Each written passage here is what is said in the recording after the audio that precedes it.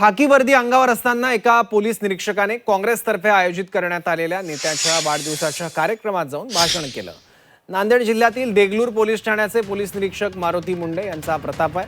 काँग्रेसचे स्थानिक नेते रामदास पाटील सुमठाणकर यांच्या वाढदिवसानिमित्त स्थानिक काँग्रेसतर्फे सोहळा आयोजित करण्यात आला होता।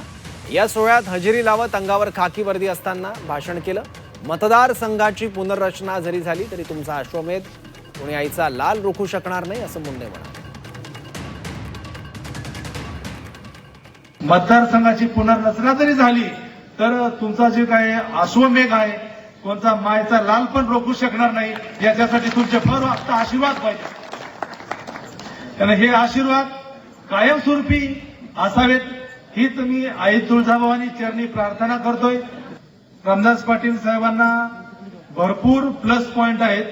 त्या प्लस पॉइंट पण आता त्यांनी म्हणजे बीजेपी मधून काँग्रेसमध्ये आलेले आहे, बरोबर आहे, एक स्टेप मागे घेतलेली आहे। परंतु ज्यावेळेस ते काँग्रेसमधून निवडून येतील तर 100% ते भविष्यामध्ये मंत्री पण राहतील। त्याच्यासाठी माझ्याकडून खूप खूप शुभेच्छा।